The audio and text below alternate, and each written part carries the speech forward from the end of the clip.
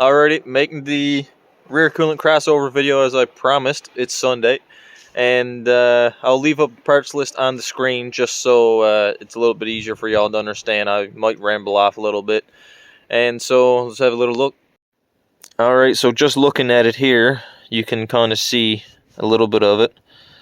The only thing I think that some of y'all might need, that I'm probably going to end up doing in the future, is getting you're going to need like a little valve, so that way when it's really cold in the winter, if she's not making, or if she's not making enough heat, then you can just block off all the coolant flow from the rear of the heads to let the engine really warm up and produce some good heat in the cab. So you're going to need one valve, you're going to need one T-shape 3/8 flared fitting. You're going to need 3 of these flared 3/8 flared couplers. There's one here, 2 here. You're going to need 2 90 degrees. You're going to need 4 of these 3/8 flared couplers. You're going to need 4 feet of copper pipe, unless you can get a machine shop to make that.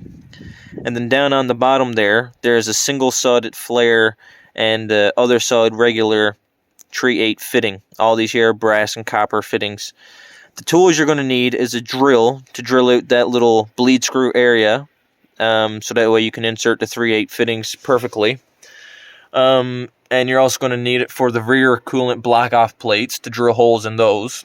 You're going to need a tap and die set to put threads in those ports that you just made, that you just drilled out.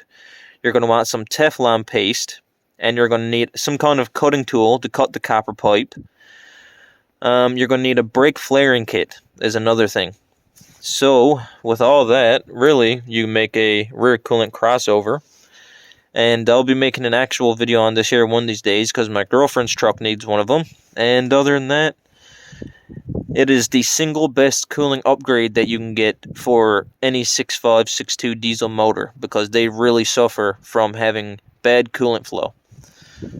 And so with my truck, I see 70 Celsius temps, and no matter how warm or how cold it is out, it really is like the cat's ass, as they say. So that is your rear coolant crossover kit, and I'll leave the